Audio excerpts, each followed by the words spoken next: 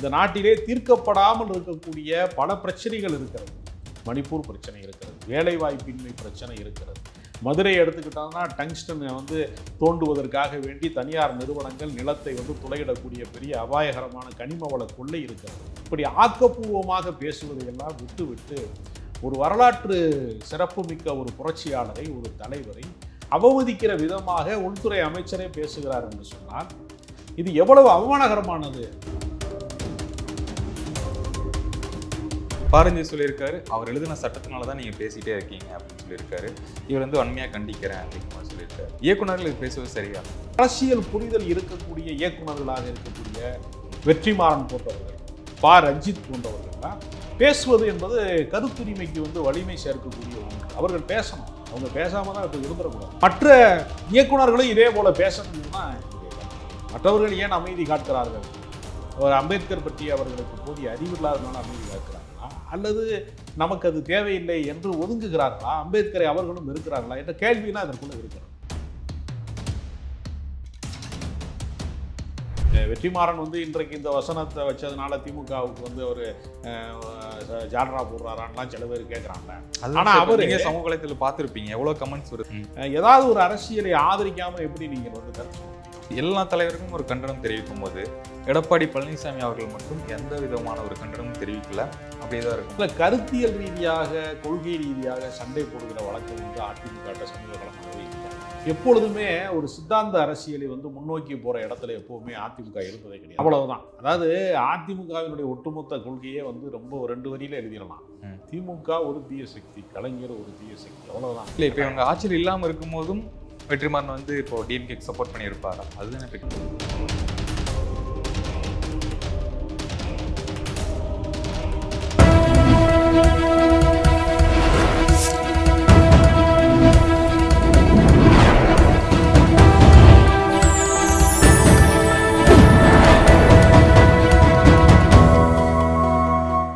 Channel 5 தமிழர்களுக்கு வணக்கம். இன்றைய நேர்காணலில் நம்முடன் இணைந்திருப்பவர் பத்திரிகையாளர் திரு ராஜகம்பீரன் அவர்கள். வணக்கம் சார். வணக்கம்.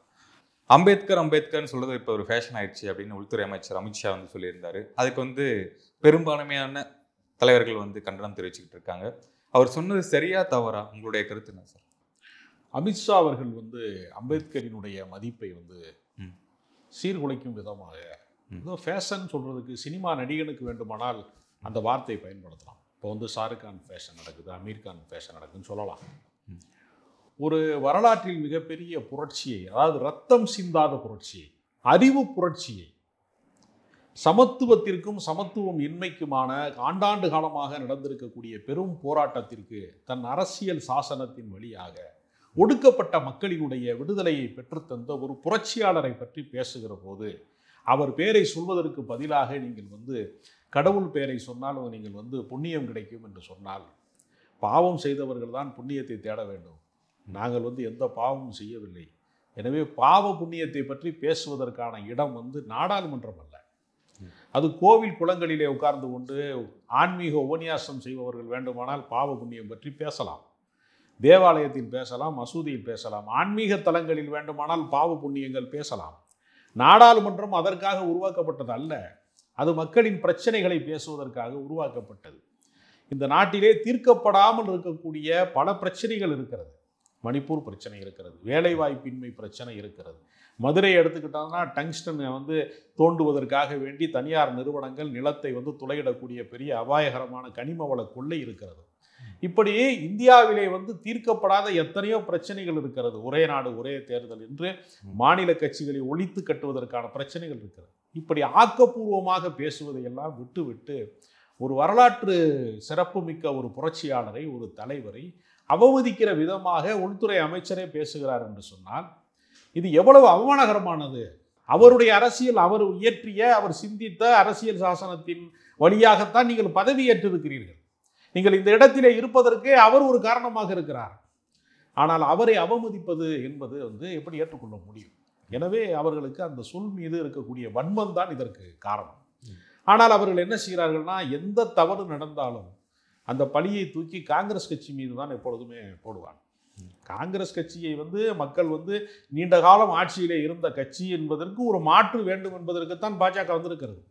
காங்கிரஸை குறை சொல்வதை கழித்து விட்டு புதிதாக இவர்கள் என்ன செய்தார்கள் என்கிற ஒரு கேள்வி இருக்கிறது. அந்த கேள்விக்கு அவர்களுக்கு பதில் தெரியாத காரணத்தினால் திசை திருப்புகிற வேலை தொடர்ச்சியாக செய்து வருகிறார்கள். அதனுடைய ஒரு வடிவமாகத்தான் இந்த அம்பேத்கரை ஃபேஷன் என்று சொன்னதை பார்க்க வேண்டியிருக்கிறது.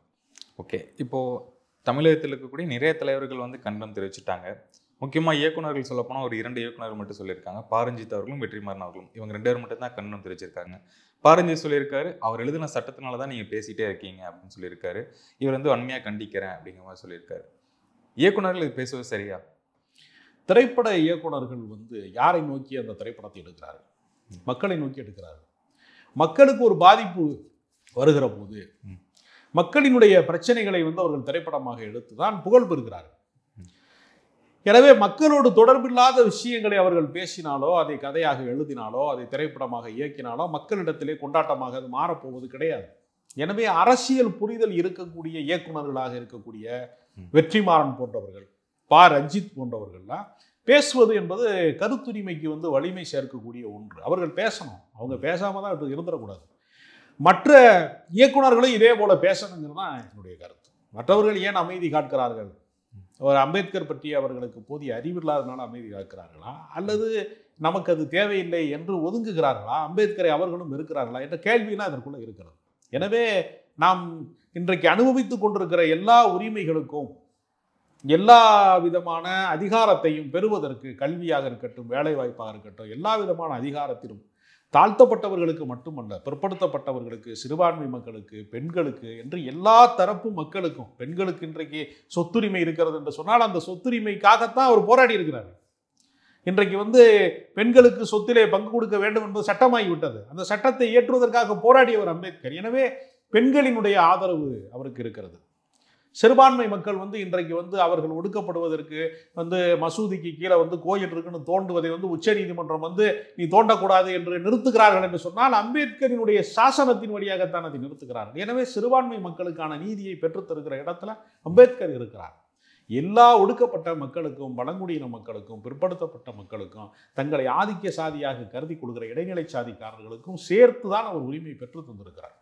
எனவே அவரை ஒரு குறிப்பிட்ட சாராருக்கான தலைவராக கட்டமைப்பதிலே பெரும்பகுதி வெற்றியும் பெற்றிருக்கிறார். எப்படி உலக தொழிலாளர்களே ஒன்று கூடுங்கள்னு காரல் மார்க்ஸ் உலகத்தில் இருக்கிற அத்தனை தொழிலாளர்களுக்குமான உரிமைக்கான குரலாக, முகமாக பார்க்கப்படுகிறாரோ, அதுபோல இந்திய சமூகங்களினுடைய எல்லாருக்குமான விடுதலையை பேசிய ஒரு மாபெரும் தலைவனை உள்துறை அமைச்சரே கொச்சைப்படுத்துகிறார், சிறுமைப்படுத்துகிறார், அவமதிக்கிறார் என்பதை ஏற்க முடியாது. எனவே இயக்குநர்கள் பேச வேண்டும் என்பதுதான் சரியாகும். ஓகே, இது படத்தில் எப்பவுமே பேசுவாங்க சார். அந்த ஐடியாலஜி படத்தில் புகுத்துவாங்க, நேரில் லைவாக பேச மாட்டாங்க. அதில் நேர்லேயும் வந்துருச்சு அப்படிங்கும்போது வெற்றிமாறன் அவர்கள் அவருடைய படத்தில் ஒரு ஐடியாலஜி வச்சுருப்பாங்க. அதுக்கு சில விமர்சனங்கள் எல்லாம் வரும். அதை தாண்டி இப்போ இந்த விடுதலை படத்தில் ஒரு டைலாக் வச்சுருந்தாரு, என்ன மாதிரி ஒரு தண்டவாளத்தை தலை வச்சு படத்தினால தான் இன்னைக்கு உண்ணாம ஒருத்தன் பேச முடியுது அப்படின்னு சொல்லியிருந்தாங்க. இது டைரெக்டாக டிஎம்கே தரப்புலேருந்து இவர் பண்ணுற மாதிரி இருக்குது அப்படிங்கிற மாதிரி விமர்சனம்லாம் வந்துகிட்டு இருக்கு. இல்லை, அது திரைப்படத்துக்கு அது வெறுமனே ட்ரெய்லர் பார்க்கும்போது அப்படி ஒரு தோற்றம் வந்தது. திரைப்படத்தை முழுமையாக பார்த்த பின்பு அப்படி ஒரு தோற்றம் இல்லை. அது திமுகவை நோக்கிய படமே அல்ல. அது அது குறிப்பாக அந்த புலவர் கலிய பெருமாள் என்கிற அந்த வாழ்ந்த ஒரு போராளியினுடைய கதையை கொஞ்சம் புனைவு கலந்து அவங்க எடுத்திருக்கிறாங்க. அந்த காலகட்டம் அவர்கள் சிறைப்படுத்தப்பட்ட காலகட்டம் அப்படிங்கிறதெல்லாம் எந்த காலகட்டம் நீங்கள் பார்த்தீங்கன்னா எம்ஜிஆருடைய ஆட்சி காலகட்டம். அப்போ அந்த கதாபாத்திரமாக இளவரசு நடித்திருக்கக்கூடிய காட்சியே கூட எம்ஜிஆரினுடைய சகாக்களில் ஒருவராக, அமைச்சரவை சகாக்களில் ஒருவராக இருக்கக்கூடியவராக பேசுகிற டைலாக் தான். அப்போ திமுக காரன் பேசுகிற குரலாக கூட அது வரல. அப்போ அந்த டைலாக் எம்ஜிஆர் நோக்கி தானா? இல்லை, அது அன்றைக்கு இருந்த அதிமுக, எம்ஜிஆர் காலத்திலே இருந்த அதிமுக என்பது திமுகவிலிருந்து பிரிந்து வந்தவர்கள். எனவே தண்டவாளத்திலே தலை வைத்தவர்களில் சில பேரும் கூட அதிமுகவில் இருந்திருப்பாங்க. இந்திய எதிர்ப்பு போராட்டத்திலே மிகப்பெரிய அளவிலே கள அரசியல் கண்டவர்களும் கூட அதிமுகவில் இருந்தாங்க. அதே வரலாறு. இப்போ உதாரணத்திற்கு பின்னாளில் சபாநாயகராக இருந்த காளிமுத்து போன்றவர்கள்லாம் இந்திய எதிர்ப்பு போராட்டத்தினுடைய மொழிப்போர் வீரர்கள் தான். அவங்க சட்ட நகலை எரித்து சிறைக்கு போனவர்கள் தான்.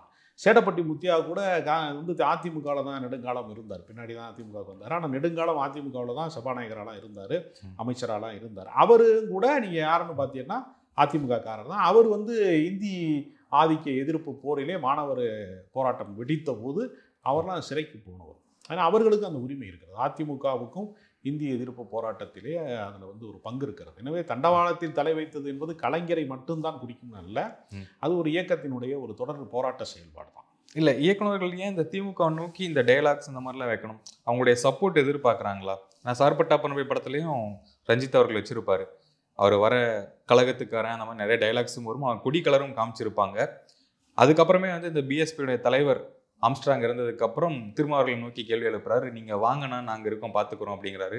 டிஎம்கேக்கு எதிராக குரல் கொடுக்குறாரு. அப்படிங்கும்போது ஏன் இந்த சப்போர்ட் படத்தில் வைக்கணும்? இல்லை, அது வரலாற்று கதை. அது சார்பட்டா பரம்பரை வந்து ஒரு காலகட்டத்தினுடைய உண்மை சம்பவங்களை தழுவி எடுக்கிற போது உண்மையிலேயே அந்த காலகட்டத்தில் வந்து மிகப்பெரிய இயக்கமாக வளர்ந்து வரக்கூடிய இயக்கங்களாக திராவிட இயக்கம் இருந்துச்சு. அந்த ஊரில் பெரிய மனுஷனாக அன்னைக்கு இருந்தவங்க யார், அவங்க தான் போட்டி பந்தயங்களுக்கெல்லாம் பரிசு கொடுக்கக்கூடிய இடத்துல இருந்தவங்க யார், அந்த உள்ளூர் தலைவர்கள் யாருன்னு ஐடியா இப்போ சொல்கிற போது என்ன பண்ணுவாங்கன்னா, வழக்கமாக திமுக அதிமுக கட்சிக்காரர்களை வந்து நேரடியாக காட்டாமல் இவங்களாம் ஒரு பொய்யான ஒரு கட்சி பேரை வச்சுக்கிட்டு தமிழக முன்னேற்ற கழகம் அப்படின்னு ஒரு கட்சி வச்சுக்கிட்டு வேறு கலர் துண்டு, இது வரைக்கும் இல்லாத ஒரு கலர் துண்டை போட்டு ஒரு லோக்கல் தலைவர் வந்தார் அப்படின்னு காட்டுவாங்க. இவர் கொஞ்சம் அசல் தன்மையோடு காட்டணுங்கிறதுக்காக திமுக சார்ந்தவரே வந்தாங்க அப்படின்னு சொல்லும்போது ஒரு உண்மைக்கு மிக நெருக்கமாக இருக்கிற ஒரு கதைக்கு உண்மை சம்பவங்களை சொல்ல வேண்டும் என்று நினைக்கிற கதையெல்லாம் அவங்க அதை பயன்படுத்தி இருக்கிறாங்க. அதனால் அவங்க திமுக ஆதரவாளர் என்று சொல்ல முடியாது. இப்போ வெற்றிமாறன் வந்து இன்றைக்கு இந்த வசனத்தை வச்சதுனால திமுகவுக்கு வந்து ஒரு ஜால்ரா போடுறாரான்லாம் சில பேர் கேட்குறான்ல. ஆனால் அவர் சமூக வலைத்தளத்தில் பார்த்துருப்பீங்க, எவ்வளோ கமெண்ட்ஸ் வருது அதில். அவர் கடந்த காலங்களில் பேரறிவாளன் விடுதலைக்கு, தமிழ் ஈழ போராட்டம் சார்ந்த போராட்டங்களுக்கெல்லாம் அவர் நேரடியாக வந்திருக்கிறார். அப்போல்லாம் திமுகவுக்கு எதிராகத்தான் பல போராட்டங்கள்லாம் நடந்துச்சு. அதுலேயும் அவர் பங்கு பெற்றிருக்கிறார். அவருக்கு ஒரு அரசியல் விழிப்புணர்வு பெற்ற திரைப்பட இயக்குநர்களில் ஒருவராக வெற்றிமாறன் இருக்கிறார். அப்படி அதை புரிந்து கொள்ளணுமே தவிர ஏதாவது ஒரு அரசியலை ஆதரிக்காமல் எப்படி நீங்கள் வந்து கருத்து சொல்ல முடியும்? நீங்கள் வலதுசாரியா அல்லது இடதுசாரியா? நீங்கள் வந்து பாஜக ஆதரவாளரா திமுக ஏதாவது ஒரு வண்ணத்திலே வந்து இல்லாமல் வந்து ஒருத்தர் அரசியல் பேசுவது என்பது ஏமாற்றம்.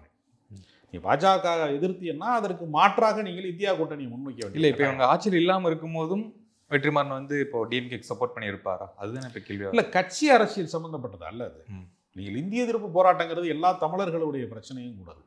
அது வெறுமனே திமுகவுடைய போராட்டம் வந்து சுருக்கி பார்க்க முடியாத ஒரு போராட்டம். அதை வந்து டயலாக்ல வைக்கிறதுனாலேயே ஒருத்தர் திமுக காரராக இருக்கணுங்கிற அவசியம் இல்லை. தமிழர்கள் அத்தனை பேருக்குமே ஒரு பொதுவான மொழி போராட்டம் தானே. என்னுடைய மொழி காக்கப்பட வேண்டும், அது வந்து வடக்க இருக்கக்கூடியவர்கள் வந்து தங்களுடைய மொழி ஆதிக்கத்திற்காக பயன்படுத்தக்கூடாது, மும்மொழி திட்டத்தை நாங்கள் ஏற்க மாட்டோம், இருமொழி கொள்கை தான் எங்களுக்கு, நாங்கள் எங்கள் தாய்மொழியில் படிப்போம், தாய்மொழியில் நாங்கள் பேசுவோம், உலகத்தோடு தொடர்பு கொள்வதற்காக ஒரு உலக மொழியாக இருக்கிற ஆங்கிலத்தை ஏற்போம், வடக்க இருந்து வரக்கூடிய சமஸ்கிருதத்தையோ இந்தியையோ ஏற்க வேண்டிய கட்டாயம் எங்களுக்கு இல்லை அப்படின்னு சொன்ன ஒரு மொழி கொள்கை தானே அது. அது எல்லா தமிழர்களுக்குமானது. அந்த போராட்டத்தை முன்னெடுத்தது வேண்டுமானால் திமுகவாக இருக்கலாம். அதனாலேயே அது திமுகவினுடைய தனிப்பட்ட சொத்தா நம்ம கருத முடியாது. அது தமிழர்களினுடைய ஒட்டுமொத்த பிரச்சனையும் கூடாது. ஒரு பொதுவான கேள்வி சார், இப்போ இயக்குநர்களோ நடிகர்களோ அரசியல் பேசும்போது அரசியல் கருத்துக்களை வந்து எக்ஸ்தலத்தில் போடும்போது அவங்களுடைய படங்கள் வெளியாகும்போது அது வந்து பாதிக்குது இல்லை? படத்துக்கு வந்து ஒரு நெகட்டிவ் ரிவ்யூ பண்ணுறது, படத்தை வந்து சரியாக போகடாமல் பண்ணுறது, ஒரு கூட்டமே இல்லை, ப்ரமோஷனும் ஆகுது. இப்போ பா ரஞ்சித் போன்றவர்கள் வந்து அரசியல் பேசுனதுனால மற்ற இயக்குநர்களை விட அவங்க தனியாக தெரிகிறாங்க, கூடுதல் ப்ரமோஷன் ஆகும். நீங்கள் சொல்கிறதுக்கு நேர் விரோதமாகவும் நடக்கும். ரஜினிகாந்த் அவர்கள் வந்து அன்றைய காலத்தில் ஜெயலலிதாவை விமர்சித்த காலகட்டங்களில் அதுக்கு முன்னாடி அவருக்கு இருந்த மார்க்கெட் வேல்யூவும் அரசியல் பேசுனதுக்கு பின்னாடி அவருடைய மார்க்கெட் வேல்யூவும் உயர்ந்திருக்கிறது. அதனால் அரசியல் பேசினாலே அவருடைய படம் வந்து திரைப்படம் வெளிவராது, நெருக்கடிக்கு உள்ளாகும் அப்படிங்கிறது அல்ல. அப்படி பேசுவதனால கூடுதல் கவனம் பெறுவார்கள். நீங்கள் ஒரு கலைஞர்கள் ஃப்ளாப்பும் ஆகுது இல்லை, அதே டைமில் ரொம்ப விமர்சனமும் வருது இல்லை? இல்லை, விமர்சனம் வர்றது அப்படிங்கிறது ஆரோக்கியமான விஷயம் தானே. ஒரு படத்தை பற்றி யாருமே பேசாமல் விடுவதை விடவும் 4 பேர் பழுத்த, அதாவது காய்ச்ச மரத்தில் கல்லடி விடும்னு சொல்கிறது மாதிரி பல பேருடைய விமர்சனத்துக்கு உரியவர்களாக இருப்பது தான் அவங்களுடைய வெற்றி. மிகப்பெரிய சூப்பர் டூப்பர் ஹிட்டு கொடுத்த KS ரவிக்குமார் போன்ற கமர்ஷியல் டைரக்டர்களை விட, விஜய்க்கு பல வெற்றி படங்களை கொடுத்த பேரரசை விட, எத்தனையோ இயக்குநர்கள் வந்து அந்தந்த காலகட்டத்தில் பெரிய ஹிட் படம் கொடுத்த டைரக்டர்ஸ் எல்லாம் நம்ம பேசுகிறதே இல்லையே. பொலிட்டிக்கலாக வந்து படம் எடுக்கிற டைரக்டர்களுக்கு வந்து ஒரு பேச்சு, அவங்கள பற்றி ஒரு உரையாடல் நடக்குதுல்ல, அப்போ அது அவங்களோட ப்ளஸ்ஸு தானே. அவங்களுடைய புகழ் மீது இன்னொரு மகுடத்தின் மீது ஒரு மாணிக்கக்கல்லை சூட்டுவதான அது ஒன்றும் அவங்களுக்கு மைனஸாலாம் மாறாது. அது அவங்களோட ப்ளஸ் தான். அப்படி நம்ம பார்க்க வேண்டிய அவசியம். அது மூலமாக படத்துக்கான ப்ரொமோஷனும் நடக்கும். திமுகவுக்கு ஆதரவாக பேசினார்னு திமுக காரன் கொஞ்சம் பேர் கூட படமாக்க போகலாம். திமுகவுக்கு எதிராக வந்து இப்போ ஜென்ரல் ஆடியன்ஸ் வந்து அதை ஒதுக்குறாங்கல்ல, அது ஜென்ரல் ஆடியன்ஸ்னே ஒரு ஆடியன்ஸ் கிடையாது. அது ரொம்ப பேர் போய் சொல்லிட்டு இருக்கான். நடுநிலையாளர்கள் அப்படின்னு ஒருத்தருமே கிடையாது. ஒன்றை எதிர்த்தால் ஒன்றை ஆதரிப்பான், அவ்வளோதான். இதுதான் இயற்கை. எதுக்குமே வந்து சம்மந்தமே இல்லைங்க எனக்கு அப்படின்னு சொல்கிறவன் யாருமே கிடையாது. அப்படி சொல்லி இந்த ஃபேமிலி ஆடியன்ஸில் எந்த வகையில் சார்? ஃபேமிலி ஆடியன்ஸு படத்தில் சென்டிமெண்ட் இருக்கா, என்டர்டெயின்மெண்ட் இருந்தாங்கன்னா படம் பார்க்க வருவான். அது வந்து படம் நல்லா இருக்கான்னு பார்த்து தான் வருவான். அவங்களுக்கு இப்போ இந்த விடுதலை 2 படத்தையே கூட பொலிட்டிக்கலாக புரியாதவனுக்கு அந்த படம் வந்து ஒரு பழி வாங்குற படம் மாதிரி தெரியும், ஒரு ஆக்ஷன் படம் மாதிரி தெரியும். பொலிட்டிக்கல் அறிவு இருக்கிறவனுக்கு அது வந்து ஒரு இடதுசாரி சித்தாந்தத்தை சொல்லுகிற ஒரு தமிழ் தேசிய அரசியல் பேசுகிற படமாக தெரியும். அப்போ அதுலேயுமே வேறுபாடு இருக்குது. அதனால் பொதுமக்கள்னு யாருமே கிடையாது, எல்லாத்துக்குமே ஒரு ஒரு ஒரு அரசியல் பார்வை இருக்கும். அந்தோட பர்சன்டேஜ் வந்து ஒருத்தட்ட கூட இருக்கும், ஒருத்தட்ட குறையாது. அப்படி தான் நம்ம இல்லாட்டினா எப்படி ஓட்டு போடுவான்? கலைஞர் வேணுமா, ஜெயலலிதா வேணுமா, எடப்பாடி வேணுமா, ஸ்டாலின் வேணுமா, ஏதோ ஒன்று ஒரு தேர்வு செய்கிறான்ல, மோடி வேணுங்கிறான் வேணாங்கிறான், பல கருத்து இருக்கு இல்லையா? அது அரசியல் அல்லாமல் யார் ஓட்டு போட போகிறா? இப்போ எல்லா மக்களுக்கும் பொதுவானது. அதனால் அரசியல் அற்றவர்கள்னு யாருமே கிடையாது. ஓகே, இந்த படம் வந்து இப்போ ரிலீஸ் ஆகிருக்கு. இதற்கான விமர்சனம் வந்து ரொம்ப டல்லாக தான் நான் பார்த்துட்டு இருக்கேன். அதாவது சமூக வலைத்தளத்தில் பார்க்கலாம், இன்னும் படம் பார்க்கல, சமூக வலைத்தளத்தை பார்க்கும்போது ரொம்ப டல்லாக போயிட்டு இருக்கு. அவருடைய ஐடியாலஜி புகுத்துறதுனால ஓகே அப்படிங்கிற மாதிரி தான் சொல்கிறாங்க. அது எப்படி பார்க்குறீங்க? இல்லை, எப்போவுமே ஒரு சித்தாந்தத்தை, ஒரு கொள்கையை,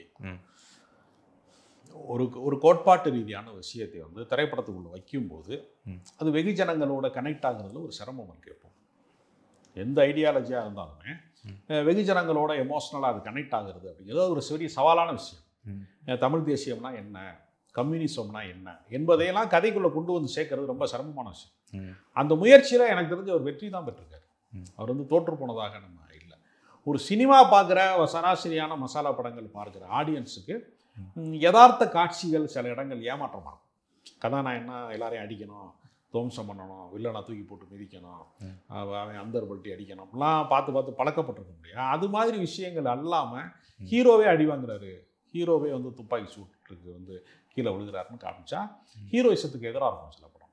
அது வந்து யதார்த்த ரீதியான படங்கள் பார்க்குறவனுக்கு இருக்கக்கூடிய ஒரு உளவியல் சிக்கல். அவன் சூப்பர் ஹீரோயிசத்துக்கு மட்டுமே பழக்கப்பட்டவன் திடீர்னு ஒரு யதார்த்த படத்தை பார்க்குற போது அவனுக்கு ஒரு சின்ன ஒரு ஏற்பதற்கு கொஞ்சம் சிரமம் இருக்கும். ஓகே, இந்த அம்பேத்கர் விஷயம் பேசிகிட்டு இருக்கும்போது எல்லா தலைவர்களும் ஒரு கண்டனம் தெரிவிக்கும் போது எடப்பாடி பழனிசாமி அவர்கள் மட்டும் எந்த விதமான ஒரு கண்டனமும் தெரிவிக்கல. அதுக்கு வந்து திமுகவினர் வந்து நிறைய பேர் விமர்சனம் பட்டு தான் வராங்க. அமித்ஷா அவர்களுக்கு வலிக்காம கூட நீங்கள் சொல்லலாமே அப்படிங்கிற மாதிரிலாம் சொல்கிறாங்க. ஏன் அவரை தெரிவிக்கல? அந்த கூட்டணி பிரச்சனை அப்படிதான் இருக்கும். இல்லை, கருத்தியல் ரீதியாக கொள்கை ரீதியாக சண்டை போடுகிற வழக்கம் வந்து அதிமுக சமீப காலமாகவே இல்லை. அது ஏறத்தாழ ஜெயலலிதா காலத்தோடு முடிந்து விட்டது என்று தான் நம்ம கருதலாம். எப்பொழுதுமே ஒரு சித்தாந்த அரசியலை வந்து முன்னோக்கி போகிற இடத்துல எப்போவுமே அதிமுக இருந்ததே கிடையாது. அதிமுக எப்படிப்பட்ட இயக்கம்னா திமுகவை வந்து அவர்கள் விமர்சனம் செய்து திமுக எதிர்ப்பு அவ்வளவுதான். அதாவது அதிமுகவினுடைய ஒட்டுமொத்த கொள்கையே வந்து ரொம்ப 2 வரியில எழுதிடலாம். திமுக ஒரு தீய சக்தி, கலைஞர் ஒரு தீய சக்தி, அவ்வளவுதான். அது அவங்க வரக்கூடாது, அவங்க ஊழல் செய்வாங்க அப்படிங்கிறத அவங்க திரும்ப திரும்ப சொல்லி மக்கள்கிட்ட வெற்றி பெற்றாங்க. அதனால் அவங்க வந்து எப்பொழுதுமே வந்து ஒரு தீர்க்கமான அரசியலை வந்து நாங்கள் மதச்சார்பற்ற அரசியலை தான் முன்வைக்கிறோம், எங்களுடைய கோட்பாடு இதுதான் அப்படின்லாம் அவங்க பெருசாக கொள்கை அரசியல் பேசுகிற வழக்கத்தை வந்து அவங்க சமீபமாக கைவிட்டிருக்காங்க. அதனால் அதிமுக வந்து சித்தாந்த ரீதியாக வீழ்ச்சி அடைந்திருக்கிறது, அப்படி தான் பார்க்கணும். ஒருவேளை எடப்பாடி பழனிசாமி மத்திய அரசாங்கத்தில் மீண்டும் இருக்கிறார்கள், வழக்கு போடுவார்கள், ஏதாவது நமக்கு வீட்டுக்கு வந்து ஐடி வரும், வந்து ஏதாவது இடி வரும், இல்லைன்னா ஐடி வரும் அப்படின்னு ஏதாவது ஒரு சங்கடங்கள் வருமோ என்பதற்காக அடக்கி வாசிக்கிறார்னு வேணால் அதை சொல்லலாம். மற்றபடி வந்து அவர் விமர்சனம்ங்கிறது எப்பொழுதுமே அவர் வீரியமாக விமர்சனம் செய்கிறது இல்லை.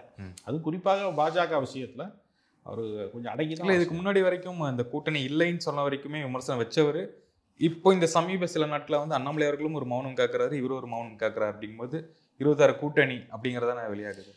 அதாவது பாஜகவிற்கு அதிமுகவை விட்டால் வேறு போக்கிடம் இல்லை. அவர்களுக்கு தமிழ்நாட்டிலே வந்து பெரிய அளவில் கிளைக்கழகங்கள் கிடையாது, கீழ்நோக்கியே வந்து அவங்களுக்கான கட்சி அமைப்பு அவங்களுக்கு கிடையாது. அவங்களுக்கு மாநகரங்கள்லையும் ஊடகங்களையும் தான் அவங்களுக்கு ஒரு சிறிய வெளிச்சம் இருக்குமே தவிர அவங்களுக்கு கீழ்நோக்கி பாயக்கூடிய வாய்ப்பு அவர்களுக்கு இல்லை.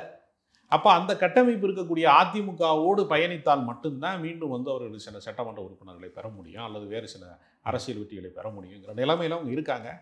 அதனால் ஒருவேளை வந்து அதிமுக சார்ந்த 2ஆம் கட்ட தலைவர்கள் மிரட்டப்பட்டிருக்கலாம், பாஜகவால் சில நெருக்கடிகளுக்கு, சொல்ல முடியாத நெருக்கடிகளுக்கு ஆளாயிருக்கலாம். அதனால கூட அவங்க அடக்கி வசிக்கிறாங்க. ஓகே, விஜய் அவர்களும் எக்ஸ்தலத்தில் ட்வீட் போட்டிருந்தார், எங்களுடைய கொள்கை தலைவரை வந்து நீங்கள் அவமதிச்சிருக்கீங்க, வன்மையாக கண்டிக்கிறோம் அப்படின்னு சொன்னார். இதுக்கு முன்னாடி சிஏஏ சட்டத்துக்கு தான் ஒரு அறிக்கை விட்டார், இதுக்கப்புறம் இப்போ விட்டுருக்காரு. எப்படி பார்க்குறீங்க களத்துக்குள்ள? விஜய் அவர்களை பொறுத்தவரையில் இப்போ தான் கருத்து சொல்கிற இடத்துக்கே அவர் வர்றார். அவர் இன்னும் கள அரசியலில் தீவிரமாக இயங்கணும், அப்படி இயங்காமல் அவர் மேம்போக்காக ஒரு மாநாடு நடத்தினோம், அப்புறம் சில மாதங்கள் கழித்து ஒரு மாதங்களுக்கு பின்பு வந்து ஒரு புத்தக வெளியீட்டாளர் வந்து பேசணும் அப்படின்னு மிகுந்த இடைவெளி விடுறார். சமூகத்தில் நடக்கிற எல்லா பிரச்சனைகளுக்குமே உடனடியாக ரியாக்ட் பண்ணலைன்னா ஒரு அரசியல் தலைவர் வந்து அப்டேட்டில் இருக்க வாய்ப்பே இல்லை. அவரை பொறுத்தவரையில் ரொம்ப தாமதமாக அதை செய்கிறாருன்னு தான் நான் பார்க்குறேன். கல அரசியல், அவர் ஒரு திரைப்பட நடிகைக்கு திருமண விழா நடக்குது என்பதற்காக கோவா வரைக்கும் போகக்கூடியவர் வந்து பாதிக்கப்பட்ட மக்களை கூட பார்க்க வராமல் வந்து பனையூர் பங்களாவுக்கு வாங்க நிவாரணம் தர்றோன்னு சொல்கிற இடம் இருக்கு இல்லையா, அதெல்லாம் அவருக்கு பெரிய பின்னடைவு. தொடக்க நிலையில் ஒரு இளைஞராக இருக்காரு, பாதிக்கப்பட்ட பகுதிக்கு ஒரு நேரடியாக போயிருக்கணும். இல்லை ஏன் இந்த கல்யாணத்துக்கு ஜெட்டில் போன விஷயத்தம் ஏன் இவ்வளோ பெருசுப்படுத்தணும்? இல்லை, பெருசுபடுத்த வேண்டிய அவசியம் இல்லை. அவருக்கு பிடித்தமானவர்கள், அவர் நண்பர்கள், அவருடைய தோழி, யாரோ அவர் உறவு சார்ந்தவர்களை அவர் கொண்டாடலாம். அவருக்கு அந்த உரிமை இருக்குது. அவர் திருமண விழாவுக்கு போகக்கூடாதுன்னு அவர் வசதி. அவர் தனி விமானத்தில் போகிறாரா அல்லது எல்லாரும் சேர்ந்து போகிற விமானத்தில் போகிறாரா, காரில் போகிறாரா, அதெல்லாம் அவருடைய தனிப்பட்ட விஷயம்தான். ஆனால் பொது வாழ்க்கை என்று வந்ததற்கு பின்பு அவருடைய ஒவ்வொரு அசைவும் வந்து விமர்சனத்துக்குரியது தான். அப்போ அவர் என்ன செய்யணும், ஐடிவிங் தான் சார் இது பண்ணுறாங்க. அப்படி ஒரு பொய்யான தகவல் கட்டமைக்கப்படுகிறது. விமான நிலையம் வந்து யாருடைய கட்டுப்பாட்டில் இருக்குது? தனி விமானத்தில் போகிறாருன்னு சொல்லுங்கள். ஆனால் விமான நிலையங்கள் யாருடைய கட்டுப்பாட்டில்? மாநில அரசின் கட்டுப்பாட்டில் இல்லை. அவர் கோவா போயிட்டு வர்றதை வந்து திமுக தான் வைரல் பண்ணுதுன்னு நம்ம சொல்ல முடியாது. அது ஒரு தவறான கருத்து. இன்னொன்று, இவரை சீண்டி தான் திமுகவை வளர்க்க வேண்டும்ங்கிற இடத்துல அவங்க இல்லை. அவங்க மற்றவர்கள்லாம் முதலமைச்சரை கனவு காண்கிற இடத்துல இருக்காங்க. திமுக உண்மையிலேயே அதிகாரத்தில் இருக்கு. கூட்டணி கட்சிகளையும் உடைக்க முடியாது. திருமாவளவன் வெளியில் வந்துடுவார், சாம்சங் போராட்டத்தில் கம்யூனிஸ்ட் கட்சி வெளியில் வந்துடும்லாம் பேசுனாங்க. ஆனால் யாருமே வெளியில் வரலை. இப்போ கடைசியாக வேல்முருகன் வெளியில் வருவாரான்னு கேட்குறாங்க. வேல்முருகனுக்கு வந்து கோரிக்கை தான் வைக்கிறாரு, என் தொகுதிக்கு உரியது செய்யலை அப்படின்னு சண்டை போடுறாரு. இதில் கூட்டணியை வந்து அவர் முறித்து கொண்டாருன்னு நம்ம சொல்ல முடியாது. மந்திரிகள்லாம் மன்னர் மாதிரி பிஹேவ் பண்ணுறாங்க. அந்த விமர்சனம் தாங்க ஜனநாயகம். திமுகவுக்கு வந்து அவர் அடங்கி ஒடுங்கி அடக்க ஒடுக்கமாகத்தான் இருக்கணுங்கிறதுக்கு அல்ல ஜனநாயகம். ஜனநாயகம் என்பது மாற்று கருத்து, எதிர்கருத்து சொல்கிறது தான் ஜனநாயகம். வேல்முருகன் அவருடைய ஜனநாயக கடமை. அவர் தொகுதி மக்களுக்கு அவர் உண்மையாக இருக்கிறாரு. அவர் கேள்வி கேட்குறாரு, நீ எனக்கு செய்யலை பதில் சொல்லுன்னு கேட்குறாரு. அப்படி கேட்பதற்கு அவருக்கு உரிமை இருக்கிறது. சட்டசபையில் பேச விடலாம், நான் ஊடகத்தில் பேசுகிறேன், வெளியில் வந்து பேசுகிறேன், பத்திரிகையாளர்கிட்ட பேசுகிறேன்னு சொல்கிறார். அதனாலேயே கூட்டணி உடையும் சொல்ல முடியாது. நாளைக்கு அந்த கோரிக்கையில் ஒருவேளை நிறைவேற்றப்பட்டால், பாதிக்கப்பட்டவர்களுக்கு நிவாரணம் தந்தால், மீண்டும் கூப்பிட்டு வந்து பேசினா சரியாக போயிடும். அதனால் இது கூட்டணி உடைஞ்சிரும் அப்படின்ற அளவுக்கு நம்ம போக தேவையில்லை. ரொம்ப அவ்வளோ பெரிய வாக்கு வலிமை கொண்ட பெரிய படைபலத்தோடு கூடிய கட்சியும் அவர் நடத்தலை. அவர் ஒரு சிறு கட்சி தான் நடத்துகிறாரு. அதனால் திமுக வந்து அவருடைய கோரிக்கையில் நியாயம் இருக்கும் பட்சத்தில் அதை நிறைவேற்றுவது அப்படிங்கிறது மூலமாக அதை சரி கட்ட பார்ப்பாங்கன்னு நான் நினைக்கிறேன். ஏன்னா வந்து பாட்டாளி மக்கள் கட்சி திமுகவுக்குள் வந்தால் மட்டும்தான் பண்ருட்டி வேல்முருகன் அவர்கள் வெளில போவார். மற்றபடி பண்ருட்டி வேல்முருகன் வந்து தானாக பீத்து கொண்டு போகிறதுக்கான சாத்தியங்கள் ரொம்ப குறைவு. ஓகே, இப்போ 2021 வந்து திமுக 133 தொகுதிகள் வந்து ஜெயிச்சிருந்தாங்க. இவங்க 2026 வந்து 200 தொகுதிகள் ஜெயிக்கணும் அப்படின்ட்டு வந்து முதல்வரும் சொல்கிறாரு, துணை முதல்வரும் சொல்கிறாரு. அப்படிங்கும்போது இது சாத்தியமா? இப்போ சாத்தியம் தானே. நாடாளுமன்றத்தில் வந்து ஒரு 39 நாடாளுமன்றம், புதுச்சேரியை சேர்த்து 40க்கு 40 வந்து இந்தியா கூட்டணியில் அதிகமாக வெற்றி பெற்றவங்க இவங்க தானே. அந்த கணக்கில் இருந்தால் ஒரு 200 தொகுதி வெற்றி பெறுவோம்னு அவங்க சொல்கிறாங்க. எதிர்கட்சிகள் வந்து சிதறி தானே கிடக்குறாங்க. எதிர்கட்சிகள் பகல் கனவு அப்படிங்கிற மாதிரி சொல்லியிருக்காரு எடப்பாடி அவர்கள். இது ஒரு பகல் கனவு தான் அவங்களுக்கு அப்படிங்கிறாரு. எடப்பாடி தன் கட்சியவே காப்பாற்ற முடியாமல், சின்னத்தை காப்பாற்ற முடியாமல், கோர்ட்டுக்கு அலைஞ்சிக்கிட்டு, ஓபிஎஸ் சமாளிக்க முடியாமல், டிடிவி தினகரனை சமாளிக்க முடியாமல், சசிகலா கேள்விக்கு பதில் சொல்ல முடியாமல், அவர் போராட்டம்ங்கிறது வந்து திமுகவுக்கு எதிரான போராட்டம் கிடையாது. பங்காளி சண்டை தான் இங்கே ஓடிட்டு இருக்கு. பங்காளி சண்டையிலேயே அவருக்கு பகை தீர்ந்துருதே தவிர, அவர் திமுகவுக்கு எதிராக அரசியல் செய்கிற இடத்துக்கெல்லாம் வந்து நாம் தமிழர் கட்சி, பாஜக போன்றவர்கள்லாம் கேள்வி கேட்குறாங்க. இவர் அந்த இடத்துக்கு முழுமையாக வந்து சேரலை. அதனால திமுகவை எதிர்ப்பவர்கள் எல்லாருமே ஒரு சிதறு தேங்காய் மாதிரி, ஒரு அவுத்து விட்ட நெல்லிக்காய் மூட்டை மாதிரி இருக்காங்களே தவிர, அது ஒருமித்த ஒரு குடையின் கீழ் கொண்டு இருக்கிற எதிர்ப்பாக மாறாத வரைக்கும் திமுகவை அசைக்கவே முடியாது. அவங்க சொல்ற சார் இருக்காங்க. எந்த கட்சி ஆட்சிக்கு வந்தாலும் அதிருப்தி இருக்கும். ஏன்னா 100% மக்கள் பிரச்சனைகளை யாராலுமே 100% தீர்க்கவே முடியாது. இது வந்து யதார்த்தத்தை நான் சொல்கிறேன். திமுகவுக்கு முட்டு கொடுக்குறதுக்காக சொல்லலை. எந்த கட்சி வந்தாலும் அதை நிறைவேற்ற முடியாது. அதற்கு மத்திய அரசாங்கம் வந்து இணக்கமான அரசாங்கம் அவங்களுக்கு இருந்து நிதி ஆதாரங்கள்லாம் கூடுதலாக கொடுத்தா இன்னும் கொஞ்சம் கூடுதல் செயல் திட்டங்கள் செய்ய முடியும். யார் ஆட்சிக்கு வந்தாலுமே 100% வந்து எல்லா வாக்குறுதிகளை நிறைவேற்றி விட முடியாது. அதற்கு நடைமுறை சாத்தியங்கள் என்பது எப்பொழுதுமே வந்து கொஞ்சம் முன்னுக்கு பின்னாக தான் இருக்கும். இது என்னன்னா, நம்ம எப்பொழுதுமே 5க்கு வந்து 2 பழுதில்லை, 5க்கு 3 பழுதில்லை, அப்படித்தான் அரசியல் ஓடிக்கிட்டு இருக்கே தவிர திமுகவிற்கு மாற்று உருவாவதற்கு யாருமே தயாராக இல்லை. ஏன்னா விஜய் வந்து நான் தான் முதலமைச்சர், என் தலைமையை ஏற்றுக்கொள்றவங்களாம் வாங்கன்னு அவர் கூப்பிட்றாரு. எடப்பாடி என்ன செய்கிறார், ஏற்கனவே நான் தானே முதலமைச்சர், என் தலைமையில் கூட்டணிக்காகன்னு அவர் கூப்பிட்றாரு. சீமான் என்ன சொல்கிறாரு, யாரோட கூட்டணியில் நான் தான் முதலமைச்சர், என் கூட வாங்கங்கிறார். அண்ணாமலை என்ன சொல்கிறாரு, நான் தான் முதலமைச்சர் வேட்பாளர், என் கூட வாங்க, பாஜக தலைமையில் கூட்டணி வெற்றி அப்படின்னு சொல்கிறாங்க இல்லையா. அப்போ வந்து அன்புமணி ராமதாஸும் கொஞ்ச நாள் சொல்லிட்டு இருந்தார், அவர் இப்போ கூட்டணிக்கு தயாருங்கிறாரு. ஆனாலும் எல்லாருமே தனித்தனியாக வந்து நாங்கள் தான் முதலமைச்சர்னு சொல்கிறாங்க. அப்போ இவர்கள் எல்லாருக்குமே என்னென்னா, இப்போ வந்து ஒருவேளை வந்து எடப்பாடி பழனிசாமியோட வந்து விஜய் கூட்டணிக்கு போகிறார், கூட்டணிக்கு போக மாட்டார் சொல்கிறேன், போனார்னா எடப்பாடிக்கு தானே ஓட்டு கேட்கணும். அப்படி கேட்க முடியாது அவரால். அவரை நம்பி இருக்கக்கூடிய ரசிகர்கள் அதை ஏற்க மாட்டாங்க. இப்போ சீமான் இருக்காரு, சீமான் வந்து ஏடிஎம்கேயோட கூட்டணி போனால் எடப்பாடிக்கு தான் ஓட்டு கேட்கணும். அப்போ அதை வந்து நாம் தமிழர் கட்சி இவ்வளோ நாளாக தனித்து நாங்கள் போட்டிக்கிட்டோம், அதுக்கு எதிரானதாக மாறும். அதே போல தான் அண்ணாமலைக்கும் எல்லாருக்குமே நான் தான் முதலமைச்சர் சொல்கிறாங்க. அதனால இவங்க இப்படி இருக்கிற வரைக்கும் ஸ்டாலின் தான் முதலமைச்சராக இருப்பார். இவங்க யாரும் முதலமைச்சராக இருக்க முடியாது. கனவு காண்கிற இடத்துல வேணால் இருக்கலாம். நிஜ முதலமைச்சர் ஆகுவதற்கு இவர்களுக்கிட்ட ஒரு கூட்டணி உடன்பாடு இல்லாமல், தொகுதி உடன்பாடு இல்லாமல், ஒரு பொதுவான ஒரு எப்படி இந்த இந்தியா கூட்டணிலாம் உருவாக்குனாங்களோ அது மாதிரி எதிர்ப்பை வந்து ஒருங்கிணைக்கிற, ஒரு குடையின் கீழ் ஒருங்கிணைக்கிற வாய்ப்பு வராத வரைக்கும் இவங்க பேசிக்கிட்டே இருக்க வேண்டியதுதான். மீண்டும் திமுக ஆட்சி தான். ஓகே, ஒரு இறுதியான கேள்வி சார். அண்ணாமலை சொல்லியிருந்தாரு 2026 பாஜக தலைமையிலான ஒரு கூட்டணி வெற்றி பெறும் அப்படின்னு சொல்லிடுறாரு. இதுக்கு முன்னாடி இந்த கருத்தை சொன்னார் ஒரு 3 மாதம் முன்னாடி, இப்போவும் அதை சொல்கிறாரு. வேறு மாநிலங்களில் அது சாத்தியப்படலாம், தமிழ்நாட்டில் அப்படி ஒரு சாத்தியம் இல்லை. தமிழ்நாட்டில் இன்னும் வந்து 3வது முறை மோடி ஜெயிக்கிற போது கூட ஒரு எம்பி பெற முடியல. அவரே ஜெயிக்கலையே. அவர் வந்து மிகப்பெரிய அளவில் அவருக்கு வந்து வாக்கு வங்கி இருக்குது அப்படின்னு சொல்லி பல சேட்டலைட்டில் கருத்து கணிப்புங்கிற பேரில் பல ட்ராமாலாம் போட்டு பார்த்தாங்க இல்லையா. அது பாஜக கூட்டணி ரொம்ப வலிமையாக இருக்குது, வெற்றி பெற்றுருவாங்க அப்படிலாம் சொல்லி பார்த்தாங்க இல்லையா. நடைமுறையில் என்னவானார் அவர் வெற்றி பெறலை. இங்கே வந்து கூடுதல் வாக்கு பெற்றாரு, இத்தனை சதவீதம் பெற்றாரு, எல்லாம் சரி. இதை வச்சு என்ன பண்ணுறது, எல்லாரும் தோற்று போனாங்க, அதான் உண்மை. அதனால் தமிழ்நாட்டு அரசியலில் வந்து வேறு பதிப்பதற்கு பாஜகவிற்கு இன்னுமே கூட அந்த நிலம் தயாராக இல்லை. இந்த தமிழ் மண்ணிலே வந்து மதவாத அரசியலுக்கான ஒரு சூழலே இல்லை. இங்கே வந்து புதுக்கோட்டையில் பள்ளியாசை திறந்தா மாமேஞ்சீர் எடுத்துகிட்டு போகிறாங்க இந்துக்கள்லாம். அதே மாதிரி கள்ளழகர் வந்து மதுரையில் ஆற்றுல இறங்குறாரு அப்படின்னா அங்கே இருக்கக்கூடிய இஸ்லாமியர்கள்லாம் வந்து நீர்ப்பந்தல் மோர்பந்தல் வச்சு வரவேற்கிறாங்க. இந்த மாதிரி நல்லிணக்கம் இருக்கக்கூடிய ஒரு ஊரில் மணிப்பூர் மாதிரி வந்து பகையை மூட்டி தீ மூட்டிலாம் அரசியல் செய்ய முடியாது. அதனால் அண்ணாமலை வந்து லண்டனில் என்ன படித்தாருன்னு எனக்கு தெரியலை. அவர் தமிழ்நாட்டு அரசியலை படிக்கணும். ஓகே, தொடர்ந்து பேசுவோம். நேர்காணலுக்கு மிக்க நன்றி. வணக்கம்.